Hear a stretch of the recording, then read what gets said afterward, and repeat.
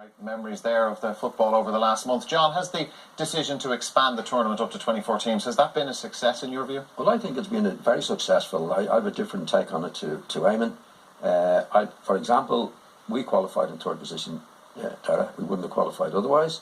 The smaller clubs, Iceland, I know they qualified on their own. But I think it's great for the game in those particular countries. I think it helps to grow the game. Like, we're very enthusiastic now going into the next competition. Iceland, you saw, I think, was it, quarter of the population out there. Wales.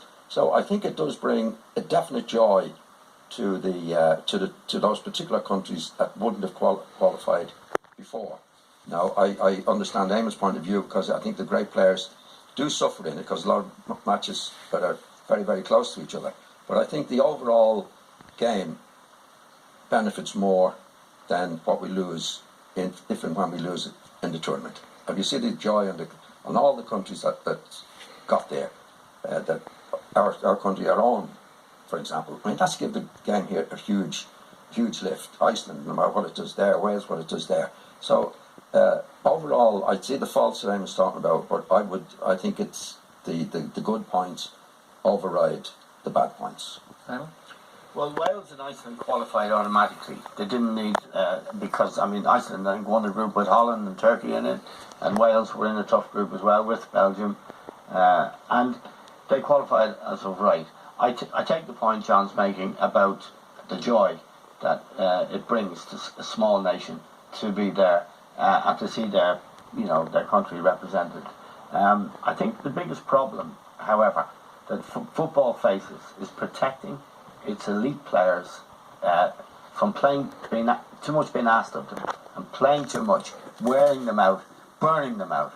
Champions League, if you see it in the Premier League in England, where there's 4 competitions, or it can be in the Europa League, and we see players getting tired. As I mentioned before, Boateng going off, Ronaldo up there. I think the case that John makes is a very persuasive, if you're sentimental.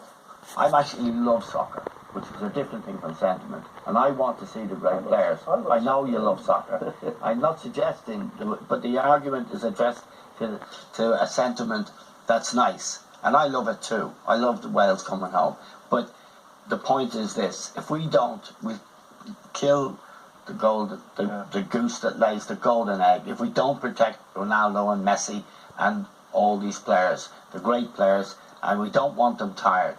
We want them, and they belong to their clubs, they belong to their nations. But ultimately, they're entitled to their own lives and their own rest downtime, and then they can come back recharged. A month-long tournament is too much at this time of year. These guys, they're playing tonight, are going to be back at their clubs 2 to 3 weeks, and we'd be expecting more entertainment before the end of August. That isn't right. And I want to see the expansion, don't agree with it, although it has its beautiful, enticing elements. Liam, where do you stand?